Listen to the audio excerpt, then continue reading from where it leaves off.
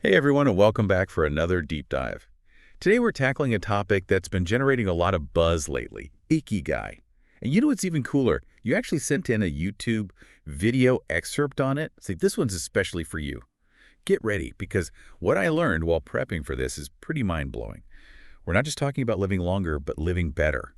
We're going to be uncovering secrets from Okinawa. You know, the island with the most centenarians. And get this, there's a link to Viktor Frankl, that famous psychologist. But Ikigai takes his ideas a step further. And that's where it gets really interesting. Luckily, we have an expert here to guide us through all of this. Glad to be here. I'm so glad you're here, especially for this topic, because your ability to break down these complex philosophies is unmatched. Well, I appreciate that. Sure. Ikigai is definitely something that makes you re-examine what a fulfilling life really means. Okay, so the video you sent in, it mentioned Ikigai as the happiness of always being busy, but I feel like there's more to it than that, right? Absolutely. Ikigai isn't just about being a workaholic. It's about finding that sweet spot where your passion, your skills, what the world needs, and what you can get paid for all intersect. It's like hitting the jackpot of purpose. Whoa, that's a lot to juggle. Yeah. It makes me think of how Japan views retirement differently. Yeah. You know, the video mentioned that there isn't even a direct translation for it because people just keep doing what they love. It's not about stopping work entirely. It's about constantly finding that purpose. Exactly. It challenges the whole Western idea of retirement as this hard start to your career. Ikigai suggests we find satisfaction in each day, no matter how old we are, whether someone's handing us a paycheck for it or not. This reminds me of the village of longevity in Okinawa that the video highlighted. They have an insane number of centenarians there. What makes Okinawa so special? Well, Okinawa is one of the world's blue zones. These are regions where people live way longer than average, and researchers study them like crazy to figure out their secrets. Okinawa being one of them suggests that Ikigai plays a big role, but it's not the whole story. So it's not just about diet, although I'm curious about that 80% full rule they mentioned in the video. I'm a total volume eater myself, so that would be a tough one. It's definitely more than just food, though their dietary practices are fascinating. That 80% full rule isn't just about portion control, it's about mindful eating. The Okinawans are in tune with their body's signals, which helps them prevent overeating and promotes longevity. But there's a powerful cultural element at play too. Remember the video mentioned moai? Those social support groups? Yeah. They create built-in belonging and purpose throughout people's lives, which is something we could all use a bit more of. Moya sounds amazing. Yeah. But let's go back to something else the video mentioned. The connection between Ikigai and Viktor Frankl's work. You know, that whole logotherapy thing? Could you break that down for us a bit? Of course. Logotherapy is all about finding a reason to live, especially when life throws you curveballs. It's about confronting your anxieties and finding meaning even in suffering. Ikigai shares that focus on purpose, but takes it a step further. It pushes you to not just find that reason, but to actively cultivate it based on your talents, passions, and what the world needs. So logotherapy is like the foundation, and Ikigai builds the house on top of it, making it more actionable. That's a great way to put it. It takes those big existential questions and gives you a framework for answering them, then weaving those answers into your everyday life. The video also briefly touched upon the flow state, that feeling of being totally absorbed in a task. They hinted at a link between that and Ikigai. Absolutely. Think about it. When you're in that flow state, you're so engaged in something meaningful that uses your skill and aligns with your values. You lose track of time. You're just in the zone. Ikigai is about figuring out what consistently puts you in that state because it hints at what your purpose might be. Like that skiing analogy from the video. I've totally felt that feeling, losing all track of time when I'm in the zone, becoming one with the activity. But the video also pointed out how modern-day distractions, especially our phones, can mess with our ability to get into a flow state. It's true. Our hyper-connected world has its downsides. While offering tons of benefits, it also makes it hard to focus and deeply connect with our work, our passions, and ultimately, our ikigai. Constant notifications and information overload pull us in so many directions that it's tough to quiet the mind and focus on what truly matters. Ooh, tell me about it. My phone feels like an extra limb sometimes. But on a more hopeful note, the video mentions some practical tips for finding flow and maybe even our ikigai along the way. Let's get into those, because actionable takeaways are my love language. I'm all about putting these concepts into practice. Luckily, there's a lot of great guidings out there. One key tip is to choose tasks that are challenging but achievable. The video used the examples of a graphic designer learning new software or a programmer tackling a new language. It's about pushing your boundaries without setting yourself up for failure. Remember that flow sweet spot? This is how you find it. Makes total sense. It's like the Goldilocks story. Not too hard, not too easy, but just right. Exactly. And this applies to every field. A musician learning a tough new piece, a writer trying a different genre, a chef experimenting with a new technique. It's about finding growth and mastery within your own field. So how do we know if we're picking the right level of challenge? Any tips for finding that balance? Self-awareness is key. Ask yourself, what am I capable of right now? Where do I want to push myself? What skills do I want to develop? The video had a great quote, compass over maps. I love that. Compass over maps. It feels so relevant today when things change so fast. Exactly. It's not about rigidly sticking to a plan, but about being flexible and adaptable while still having a sense of direction. So set the compass towards something challenging yet achievable. Got it. But with all these distractions lurking around, what else can we do to invite more flow into our lives? Here's where things get really practical and honestly a bit tough. Minimizing distractions is key. The sources were packed with advice. But a few things stood out to me. Hit me with them. I'm ready for a digital detox. Well, one suggestion was to avoid screens for at least an hour after waking up and an hour before bed. This creates tech-free buffers, letting you connect with yourself and set intentions for the day. Or wind down without your phone buzzing. I can see that. Like a digital Sabbath to your mind. I'm actually pretty good at not looking at my phone first thing in the morning. But that hour before bed, tough one. Definitely guilty of late night scrolling. A common trap for sure. Another, perhaps more radical suggestion was to pick one day a week as a tech-free day. Of course, this won't work for everyone, but even a few tech-free hours can make a huge difference. A whole tech-free day. That's both terrifying and amazing. Maybe I could try it on a weekend when I'm less tied to work emails. What about things like the Pomodoro technique? I find it really helpful for breaking down work into manageable chunks. I always feel more focused when I use it. The Pomodoro technique is a great tool. It forces you to take breaks and prevents burnout, which can be crucial for staying in that flow state. Okay, so we've talked about flow, distractions, finding the right challenge. But how do we actually connect with our purpose? It feels like such a huge, almost daunting question. It can feel that way. That's why I found the firsthand accounts from centenarians and super centenarians, those living to 110 or older, to be so powerful. It's like getting advice straight from the masters of longevity. What were some of their insights? Their wisdom was profound and often surprisingly simple. For example, Misao Okawa, who lived to be 117, said, "Eat and sleep and learn to relax. Simple but effective, right?" Sounds like great advice to me. Right. Sometimes the most basic things are the most important. Then there was Maria Kapovia, who lived to be 116. She attributed her long life to never eating meat. "I have never eaten meat in my life," she said. Interesting. There's a lot of research to support the benefits of plant-based diets. Any other gems? Alexander Imich, who lived to be 111, had a more humorous take on it, simply saying, "I just haven't died yet." Huh. Love that. Sometimes it's good to not overthink things. Absolutely. And finally, there was Walter Bruning, who lived to be 114. He stressed staying active both mentally and physically. "If you keep your mind and body busy," he said, "you'll be around a long time." There's a common thread here, right? Staying engaged, staying curious, keeping that spark alive. It seems like those are key ingredients for a long and fulfilling life, no matter where you live or what your Ikigai is. I couldn't agree more. It's about creating a lifestyle that supports both your physical and mental well-being. So, we've covered flow, finding purpose, minimizing distractions, and even got advice from centenarians. But what about the Okinawan lifestyle itself? What's it like to actually live in a place with so many long-lived people? The video mentioned that the researchers went there and experienced it firsthand. What did they learn? That's where it gets truly fascinating, and I think a little aspirational for many of us. Paint me a picture of life in Ogimi, this village of longevity.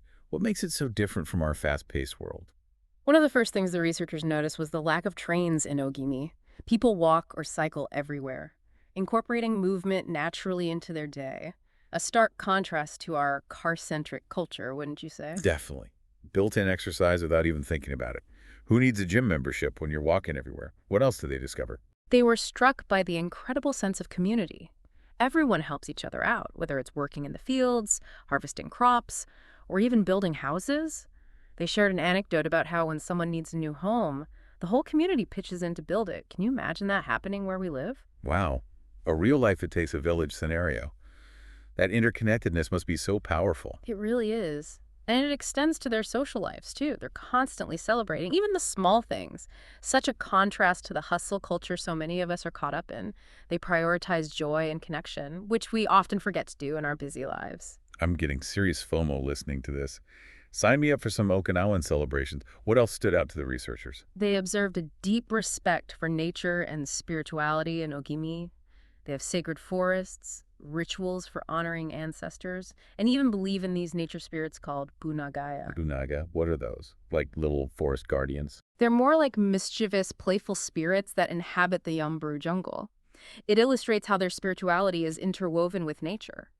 The researchers also noticed that the Okinawans have a unique approach to dealing with stress and setbacks. Oh, They seem to embody this never give up attitude, which ties directly into the concept of resilience. that's so interesting. We've been talking about finding our Ikigai, living a purposeful life. But it's not always easy, is it? Life throws curveballs. Yeah. How do we navigate those challenges without losing sight of what matters? That's where resilience comes in. The source material actually highlighted a Japanese proverb that perfectly captures this. Nanakarobi yauki, fall 7 times, rise 8. It's about having the courage to get back up and keep going even when things get tough. That proverb is powerful. It definitely seems to align with the Okinawan spirit we've been discussing. But how do we actually cultivate that kind of resilience in our own lives? Are there specific things we can do? Absolutely. The source material offered some great insights into this. One key point is focusing on what we can control, rather than getting caught up in things beyond our influence. Remember that Stoic philosophy we touched on earlier? It's about accepting what is and focusing our energy on what we can change. So instead of spiraling into worry and anxiety, Mm-hmm. we shift our attention to what we can actually do something about. Exactly. It's a powerful mindset shift that allows us to reclaim a sense of agency, even when things feel chaotic. I love that. It's like empowering ourselves to be active participants in our own lives, Mm-hmm. rather than feeling like victims of circumstance. Yeah. But even when we know we should focus on what we can control, sometimes it's hard to actually do it right. Our minds have a tendency to race, and it's easy to get caught up in those mental loops. Any tips for managing that? That's where mindfulness practices can be incredibly helpful. Mindfulness. I knew you were going to say that. Yeah. It seems like the answer to everything these days. But seriously, I have found it super helpful in managing anxiety. How does it connect to resilience, though? Mindfulness is all about being present in the moment. It's about noticing our thoughts and feelings without judgment, letting them come and go like clouds. This creates space between us and our reactions, which gives us more choice in how we respond to challenges. So instead of getting swept away by our emotions, we learn to simply observe them, which then gives us the power to choose a more skillful response. Exactly. It's not about suppressing or denying our feelings, but becoming more aware of them and learning to work with them skillfully. That makes a lot of sense. It's like we're training our minds to be less reactive and more responsive. Exactly. And that is a crucial element of resilience. It's about bouncing back from setbacks, learning from our experiences, and continuing to move forward with clarity and purpose. Okay, so mindfulness, focusing on what we can control, embracing the fall 7 times, rise 8 mentality. These all seem like key ingredients for cultivating resilience. Before we move on, though, I'm curious about something else that popped up in the source material, wabi-sabi. It sounds like it might tie into resilience somehow. Can you tell us a bit about that? Absolutely. Wabi-sabi is a fascinating Japanese philosophy that embraces imperfection, impermanence, and the beauty of things as they are. It's about finding beauty in the cracks, the flaws, the natural wear and tear of life. So it's like the opposite of striving for perfection. It's Yeah. about appreciating those quirks and imperfections that make things unique. You got it. And this ties into resilience in a profound way. When we let go of needing everything to be perfect, when we embrace the impermanence of life, we become less attached to outcomes and more open to the beauty of the journey, even when it's messy and unpredictable. I love that. It's like giving ourselves permission to let go of the pressure to have it all figured out, to embrace the unknown, and to find beauty in those unexpected turns life takes. It really is. And embracing those imperfections and unexpected turns is something the Okinawans seem to have mastered as well. Remember those Bunaga spirits we were talking about? Those mischievous little forest spirits. Well, the Okinawans don't just believe in them. They actually incorporate them into their daily lives. They see them as a reminder that life is full of surprises, both good and bad, and that it's important to approach everything with a sense of playfulness and acceptance. That's such a cool concept. It's Yeah. like they've found a way to personify those unexpected turns in life and embrace them rather than fearing them. Exactly. And I think that's a really powerful lesson for all of us. When we can learn to see challenges as opportunities for growth and embrace the unexpected with a sense of curiosity and humor, we become much more resilient in the face of adversity. That's not about trying to control every aspect of our lives, but about learning to dance with the unknown and finding joy in the journey, even when it takes us off course. Beautifully said. And I think that perfectly encapsulates the spirit of both wabi-sabi and ikigai. Okay, so we've covered a lot of ground here. Wabi-sabi, resilience, finding flow, connecting with our purpose. But now I'm curious about how we actually integrate all of these concepts into our daily lives. Do we need to move to Okinawa, start a Moai group, and become expert calligraphers to experience the benefits of Ikigai? Not at all. While immersing ourselves in a culture that already embodies these principles can be incredibly inspiring. The beauty of Ikigai is that it can be cultivated anywhere, regardless of our circumstances. It's about making small, intentional shifts in our mindset and daily routines. So it's more about incorporating the spirit of Ikigai into our lives, rather than trying to replicate a specific formula. Exactly. It's about finding what resonates with us, what feels authentic and meaningful, and weaving those elements into our days. Okay, I'm all about those actionable steps. What are some practical tips for bringing more Ikigai into our lives? Starting right now? One of the simplest yet most powerful things we can do is start each day with a sense of purpose. The centenarians in Ogimi really emphasize the importance of having a reason to get out of bed each morning, something that gives them meaning and direction. That makes sense. It's like setting an intention for the day, reminding ourselves why we're here and what we want to contribute. But how do we actually do that? It's so easy to get caught up in the daily grind and lose sight of the bigger picture. That's where journaling can be incredibly helpful.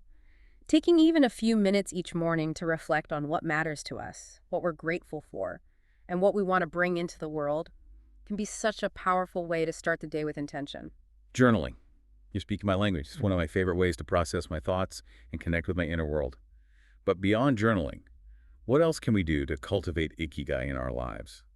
Another key aspect is finding flow in our daily activities. We talked about how flow states often indicate that we've tapped into something aligned with our purpose. So the question becomes, how do we create more opportunities for flow in our lives? Yes. We talked about minimizing distractions and choosing the right level of challenge. But what else can help us find that flow sweet spot? Cultivating mindfulness in our everyday activities can be incredibly powerful. Instead of rushing through our to-do list on autopilot, we bring our full attention to each task, savoring the process and finding the joy in the details. So it's about turning even mundane tasks into mindful rituals. Like instead of mindlessly scrolling through my phone while I'm brushing my teeth, I actually focus on the sensations of brushing, the taste of the toothpaste, the feeling of the bristles on my gums. Exactly. It's about bringing a quality of presence to everything we do, even those seemingly insignificant moments. That's a great challenge. I'm definitely guilty of rushing through life sometimes, just trying to check things off my list. I'm going to try to be more mindful in my daily routine. I think you'll be amazed at how much richness and joy you can find in those everyday moments when you approach them with intention. I'm excited to try it out. Okay, switching gears a bit. I'm also curious about the role of community. The centenarians in Okinawa emphasize the power of social connection, those Moai groups that provide support and belonging. How do we cultivate that kind of community in our own lives, especially if we don't live in a place with such strong cultural traditions? That's a great question. Modern life can feel isolating, especially with social media and technology dominating our interactions, but it doesn't have to be that way. Building community takes effort, but it's incredibly rewarding. So where do we start? Do we just go around asking people if they want to join our Moai? I'm not sure how well that would go over in my neighborhood. Maybe not quite like that. But the key is to be intentional about cultivating connections. Get intentional. Got it. But what does that actually look like? It could be as simple as making an effort to connect with your neighbors, joining a local club or group that aligns with your interests, volunteering in your community, or even just reaching out to friends and family more regularly. It's about creating those spaces for genuine connection and support. I love that. It's about shifting our focus from virtual connections to those real-life relationships. Exactly. And this ties back to Ikigai beautifully. When we feel connected to something larger than ourselves, whether it's a community, a cause, or a shared purpose, it gives our lives meaning and belonging, which can fuel our passions and help us navigate challenges. It's like we're not just living for ourselves. but for something greater. Exactly. And that can be incredibly motivating and fulfilling. Okay, so cultivate mindful rituals. Build community. Start each day with intention. I'm loving these practical tips. But before we move on, I want to touch on something else that came up in the source material: diet and lifestyle. We talked about the 80% full rule, and the Okinawans focus on plant-based foods. But what other key takeaways are there when it comes to supporting our Ikigai through our physical well-being? The Okinawans and centenarians in other blue zones consistently highlight the importance of a balanced whole foods diet, rich in fruits, vegetables, and healthy fats. So it's not about following any specific diet trends, Yeah, but about nourishing our bodies with real whole foods. precisely. And it doesn't need to be complicated. The Okinawans eat a diverse range of foods, but their diets are generally plant-based, with limited processed foods, sugar, and unhealthy fats. And they don't deprive themselves either, right? The Yeah. video mentioned them enjoying things like sweet potato pork and even cane sugar, but in moderation. Exactly. It's about finding a balance that works for you, a way of eating that is sustainable and enjoyable, not restrictive or punishing. Right, because if we're constantly stressing about our food choices, that's not exactly conducive to living a long, happy life. Not at all. It's about finding what feels good for your body and makes you feel energized and vibrant. What about exercise? We talked about how the Okinawans incorporate movement naturally into their lives by walking and cycling.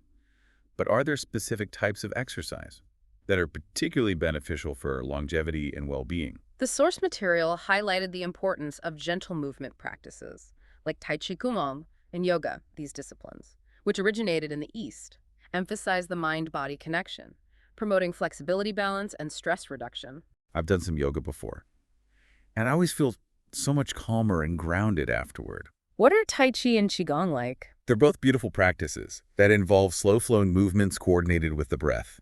Tai Chi is often described as meditation and motion, while Qigong focuses on cultivating and balancing vital energy within the body. Okay. Both of those sound amazing. I'm definitely going to have to explore those further. I think you'd really enjoy them. They're incredibly gentle and adaptable, so they can be practiced by people of all ages and fitness levels. Perfect. I'm all about finding ways to move my body that feel good and don't add more stress to my life. All right. Before we get too carried away with our new exercise plans, let's bring it back to Ikigai. We've talked about so many different elements: finding flow, cultivating mindfulness, building community, nourishing our bodies, embracing imperfection. As we wrap up this part of our dive, I'm wondering if there's one key takeaway, one overarching principle that we can leave our listeners with.